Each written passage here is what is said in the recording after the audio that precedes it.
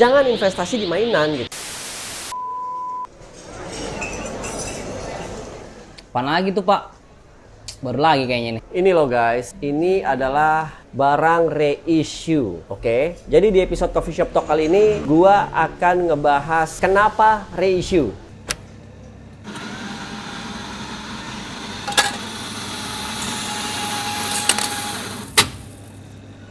Yo guys, Michael Chu, Raja Terakhir dari Isekai. Kita akan bahas in-depth masalah reissue yang satu ini. Dan apa itu reissue dan kenapa reissue dan siapa yang biasa melakukan reissue dan apa sih pola pikir di balik sebuah brand besar atau sebuah brand untuk mengambil keputusan untuk melakukan reissue.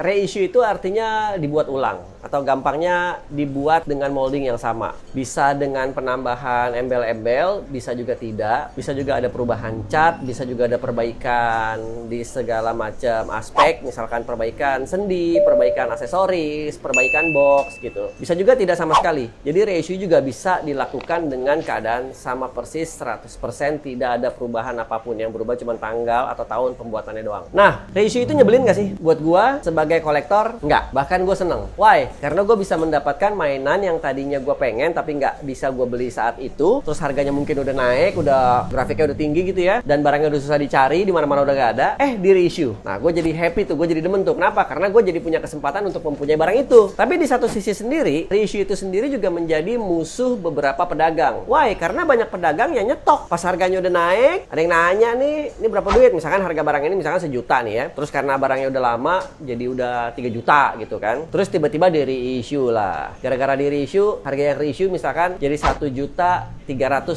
Jadi barang yang naik itu benchmarknya itu yang ngikutin harga reissue itu. Jadi reissue sendiri punya nilai positif dan negatif ya. Nilai positifnya lebih banyak ke kolektor. Gua bilang sekali lagi, ke kolektor, bukan ke tukang nimbun, bukan ke spekulan. Spekulan itu adalah mereka yang beli barang gitu ya, yang sok-sok jadi pedagang gitu, yang sok-sok apa ya nyebutnya ya, sok-sok investasi lah. Makanya di semua video-video gue tuh gue selalu bilang, jangan investasi di mainan gitu. Salah satu aspeknya adalah lu nggak tahu kapan barang itu di reissue oleh makernya. Lu nggak tahu kapan sebuah barang itu di reissue oleh pabriknya. Lu nggak pernah tahu gitu. Misalkan nggak di reissue lah, tapi kalimatnya mungkin dibedain lah gitu. Edisi khusus 50 tahun. Sebenarnya barangnya barang yang sama, moldingnya molding yang sama. GX70 lagi, GX70 lagi. Reissue jadi GX70 edisi 50 tahun. Reissue lagi jadi GX70 edisi Devilman gitu. Sebenarnya barangnya barang yang sama gitu. Sampai sini kita paham ya guys ya. Sambil gue mau minum dulu nih. Yo guys, Isekai Trip is back. Jadi buat kalian yang mau ikutan Just Tip kali ini langsung join, langsung masuk grup WhatsApp-nya. Thank you.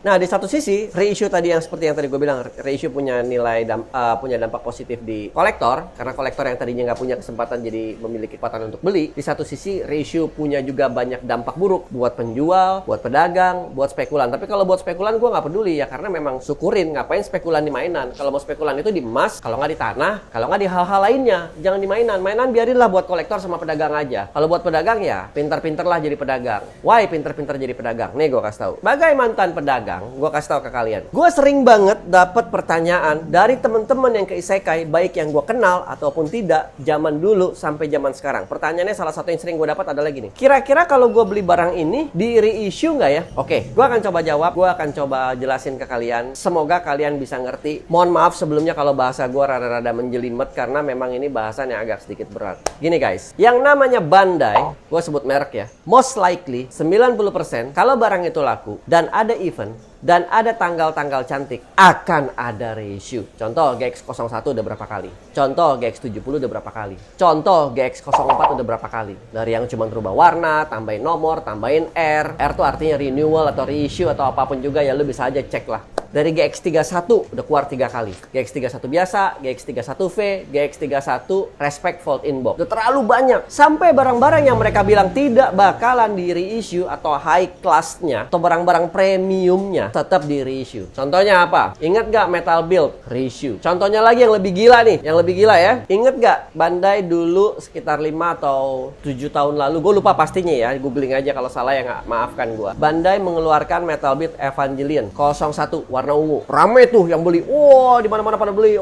Sampai turis-turis dari mainland China datang ke Jepang beli. Satu orang beli 7, satu orang beli 8, satu orang beli 3. Sampai barang-barang di Hong Kong pun sold out. Waktu itu gue pas di Hong Kong. Gue lagi sama beberapa teman di sana. Gue cuman kebagian satu, sama tokonya dibatesin karena dibilang takutnya dibeli sama orang Cina terus dibawa ke Cina, dibawa ke mainland China terus didagangin di sana. Jadi kita yang beneran mau beli sebagai kolektor pun kita dibatesin, guys. Nah, di satu sisi barangnya sold out, pedagang happy. Tapi di satu sisi lagi pihak Bandai melihat ini sebagai peluang di reissue, guys. Dan nggak stop di sekali reissue. Metal Build Evangelion itu di reissue 2 kali, guys. Oke, ini gue lanjut nih sekarang nih ya. DX Chogokin Mazinger kagak bakalan di reissue, bilangnya premium. Kerandernya dijual terpisah. Sekarang sudah di reissue. Bahkan reissue-nya ini kerandernya sekarang jadi satu bundling. Jadi semuanya dapat secara kesatuan. Jadi lu yang belum punya ini kesempatan lu untuk beli DX Chogokin Mazinger. Keren banget, bagus banget. Lagi nih. Ingat gak Metal Structure New Gundam? Orang-orang semua bilangnya nggak bakal reissue. Harganya udah premium pol bentok deh. Pokoknya udah yang mahalnya Gundam lah gitulah. Kagak bakalan reissue. Sama kejadiannya. Barangnya diborong sama turis. Diborong sana, diborong sini. Di Hong Kong sold out, di Jepang sold out, di Yodobashi dibatesin, di Ami-Ami dibatesin. Bandai ngeliatnya sebagai apa? Lagi-lagi Bandai ngeliatnya sebagai kecing. Reissue lagi. Jadi gue bisa memastikan kalau gue pribadi ya, Bandai itu most likely bakalan reissue barang-barang yang laku. Why? Karena menurut gue Bandai itu adalah pedagang, pebisnis yang kebetulannya bisnisnya adalah bidang mainan, bidang toys dan pop culture. Jadi selagi jadi duit ya dia akan rilis.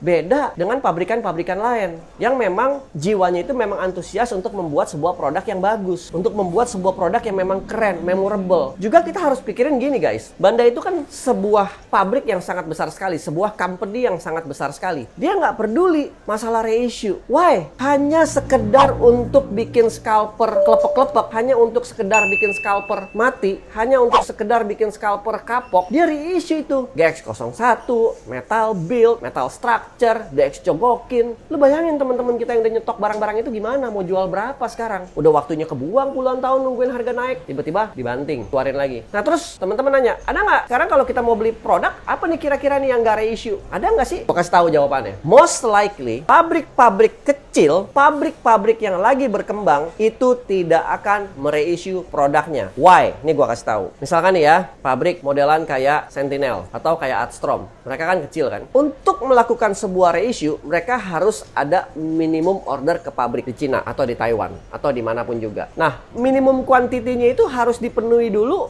baru dia bisa jalan dan baru dia bisa jual, baru bisa BP dan ada untung. Sebagai gambaran aja nih, sebuah pabrik kecil, dia mau reissue, dia harus tahu dong minimum order kuantitinya ke pabrik berapa. Dari situ baru ketahuan dong budget produksinya berapa. Jika pabrik kecil dalam setahun reissue 3 kali, tandanya dalam setahun dia mengeluarkan barang yang sama sebanyak 3 kali. Sedangkan Bandai di satu sisi, kalau setahun dia reissue 3 kali, dia kan nggak cuma keluarin barang itu doang. Dia ada divisi-divisi lain. Satu divisi aja bisa ngeluarin berapa robot. Satu divisi aja bisa ngeluarin berapa barang. Satu divisi aja bisa mengeluarin berapa IP. Sebagai perusahaan kecil, lebih baik dia bikin produk baru lagi, IP beda lagi, license beda lagi, daripada dia reissue. Why?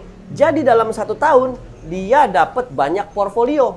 Dia dapat banyak jenis mainan yang lain. Dia dapat banyak judul yang lain. Dia dapat banyak karakter yang lain. Lain cerita kalau dia udah gede. Misalkan, Good Smile, Figma, reissue. Dia mah peduli setan, dia udah gede. Figmanya nggak laku atau laku, ada lagi yang lain. Ada Nendonya. Nendonya laku, nggak laku, ada lagi yang lain.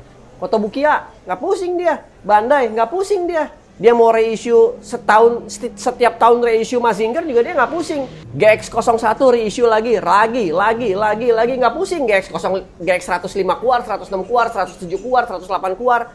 Berjalanan barengan. SHF reissue, keluar beda sedikit, keluar apa. Nggak pusing dia, jalan terus. Divisi lainnya ada terus. Pabrikan-pabrikan kecil mana bisa kayak begitu. Daripada dia reissue, mendingan gue gedein portfolio gue. Mendingan gue gedein evaluasi gue. Caranya gue gedein portfolio gue gimana? Caranya gedein evaluasi gue gimana? Ya gue pegang banyak license. Ini udah laku, udah sold out. Ya udah, selesai. Kita jalan yang lain. Walaupun demand-nya banyak, bisa nggak dia reissue? Bisa aja. Tapi buat apa? Ya buat duit dong. Ya bisa. Kalau sekedar duit. Tapi kan mereka mikirnya bukan sekedar duit, guys. Mereka mikirnya juga portfolio. Mereka juga mikirnya harus bikin apa dalam tahun ini. Mereka juga mikirnya license yang mereka udah pegang ini harus dibudidayakan. Kalau Bandai mah beda kasus, guys. Beda banget. Itu mah pabrik udah saking gedenya udah terserah mau ngapain, bodo amat. SOC-nya kagak laku juga lu kagak usah pusing. Mereka juga nggak pusing. Dari yang lain mereka masih dapat. Dari divisi gacha juga masih nutup. Dari divisi Tamashii Nation lain masih nutup. Dari divisi SCM masih nutup. Divisinya terlalu banyak banget, guys. Dari divisi gamenya juga masih nutup. Dari divisi kartunya juga masih nutup. Tapi kalau yang lain nggak bisa. Hitungannya harus matang, benar-benar matang. Daripada gue jalanin satu mesin untuk ngejalanin reissue